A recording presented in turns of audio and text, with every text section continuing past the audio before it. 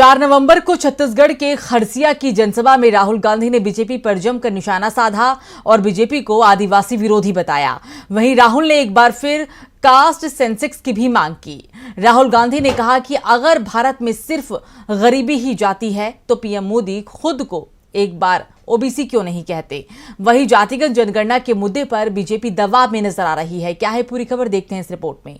5 राज्यों के विधानसभा चुनाव में राहुल गांधी ने बीजेपी को बुरी तरह से फंसा दिया है। जातिगत जनगणना और ओबीसी के मुद्दे पर बीजेपी बुरी तरह से घिर गई है, जिसकी वजह से गृह मंत्री अमित शाह सबसे ज्यादा दबाव में हैं। उन्होंने पीएम मोदी से अलग राय रखते हुए ये तक कह दिया है कि बीजेपी जातिगत जनगणना के खिलाफ नहीं है।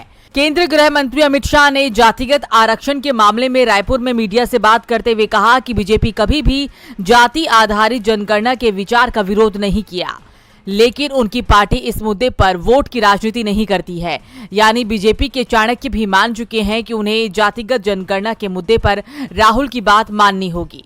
कांग्रेस अध्यक्ष मल्लिकार्जुन खड़गे, राहुल गांधी और प्रियंका गांधी अपनी रैलियों के दौरान बीजेपी पर निशाना साधते हुए सवाल भी कर रही हैं कि अगर प्रधानमंत्री नरेंद्र मोदी ओबीसी के कल्याण के बारे में बात करते हैं तो वो जाति आधारित जनगणना से क्यों डरते हैं, जिसके बाद अमित शाह भी जातिगत जनगणना की बात कर रहे हैं। वहीं एनडीए के कई दल भी जातिगत जनगणना की मांग कर चुके हैं।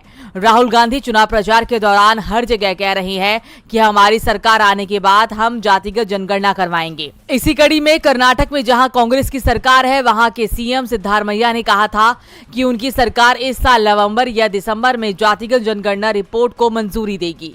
चुनावी राज्य मध्य प्रदेश और छत्तीसगढ़ में भी कांग्रेस ने इसकी मांग की है। विपक्ष जातिगत जनगणना को बीजेपी की हिंदुत्व की राजनीति का काट मान रही है, इसलिए इंडिया गठबंधन में शामिल हर दल इसे कराने की वकालत कर रहे हैं।